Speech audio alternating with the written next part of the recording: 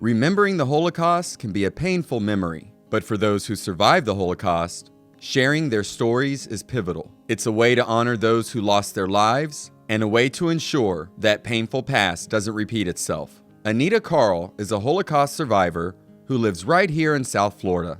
I was born on May 26, 1938, in Poland, in the city of Lwów, into a very large, prosperous, well-to-do Orthodox Jewish family.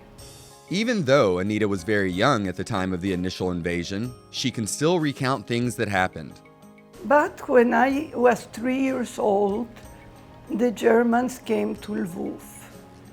They invaded our city in 1941, the day my youngest sister was born.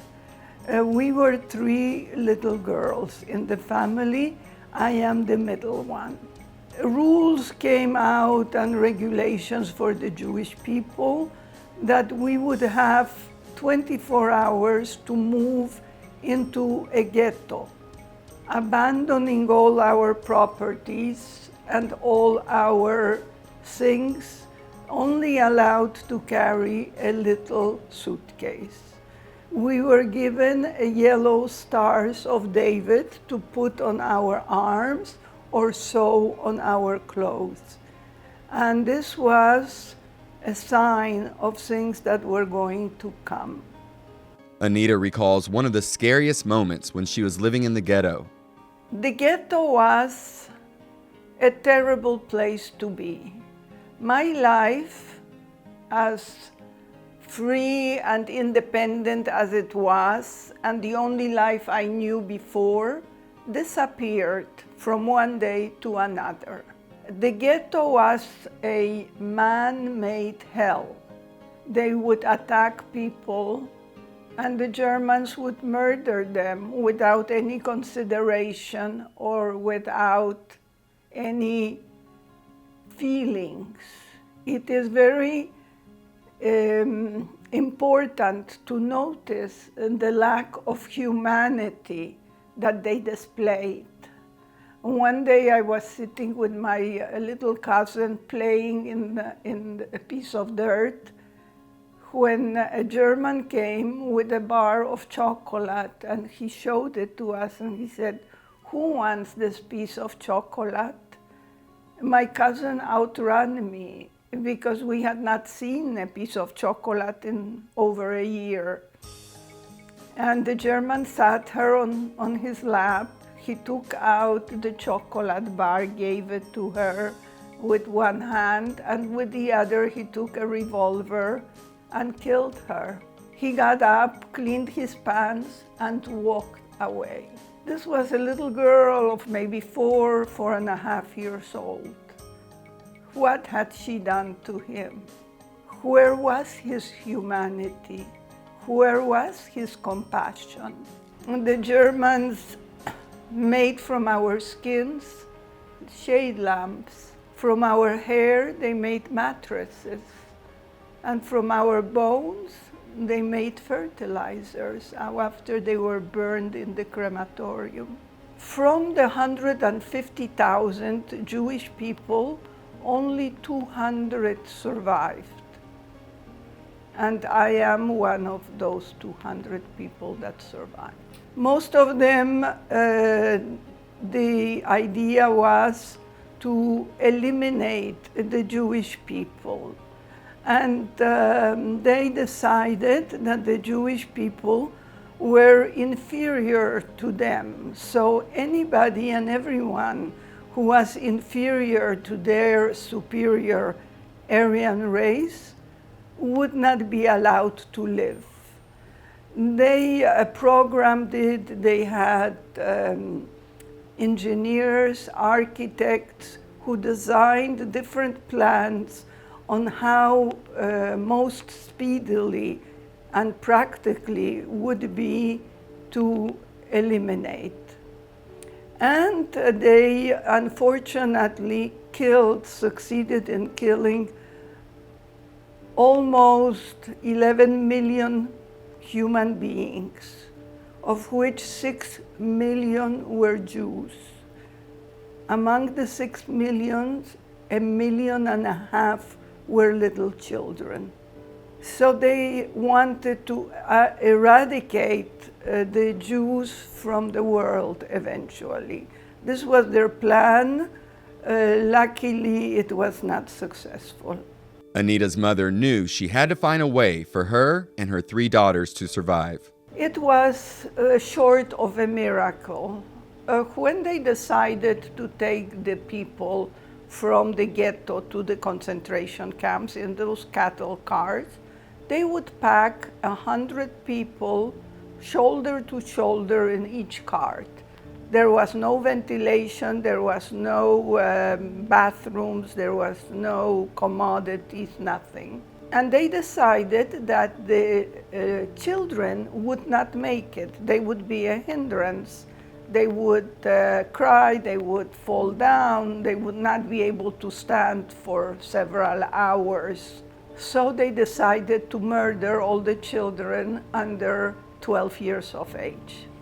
When my parents heard that they were going to murder us, the 3 little girls, my mother, who was a very valiant woman, she is one of the heroines of our people, because she stood up and she said, I am not going to sit here and watch my children murdered.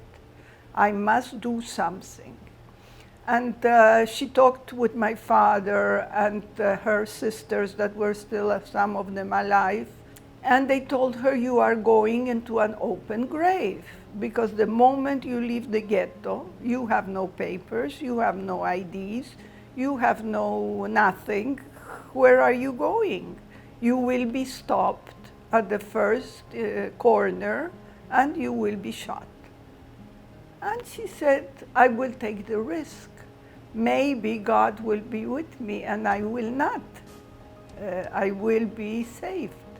In the middle of the night, and went straight, and was lucky that nobody noticed it. It was a cold winter night and everybody was asleep, and so she walked out and nobody saw her. And we arrived in Buchach, and now my mother told the woman, what do you suggest I do? I have no documents. How will I get the documents? Who will give me documents? I have to have them. So the woman said, don't worry. Coincidentally, my husband is the mayor of the city, and I will take you to him, and he will take you to the police station and arrange for you to get documents. And after a good hour and a half of interrogation, they brought out a Bible and put my mother's right hand on the Bible and made her swear that to this 3rd generation, there was not one drop of Jewish blood in our veins. And upon that, they gave us the documentation that we needed. Anita and her family spent the rest of the war living in fear of getting caught. The Russians liberated us in Krakow, and my mother thought there were no Jews left. So for a long time, she did not tell us that we were Jewish. She was still afraid, because not the Germans who were killing, the Ukrainians were also murdering everybody. And we could not go back to our city because our houses and our possessions had been occupied. And so we made our way to Berlin. And there were many organizations that came to help us and gave us everything we needed and more. It was a miracle, they said, that my mother was successful in saving 3 children. As no one did that, there are no cases of 3 children being saved with the mother together. After staying in Berlin, Anita's uncle reached out and asked the family to join him in Peru. Well, we had no place to go. We were DPs, displaced people, and we were living in a DP camp. And he suggested that we would come to him that he would help us come there and pay for everything, of course. And he offered us a good life and the reunion of the little family that was left. And my mother agreed, and it took us about 6 months of traveling until we arrived in Peru on October 8, 1947. And it was a different world, but people were kind, people were good. Anita now has 2 children and 6 grandchildren and will continue to share her story and experience as much as she can. The Holocaust is one of the blackest marks on the history of humanity. And it is a miracle that some of us, very few, survived. The most important reason is that we should not forget. These events happened only 70 some years ago.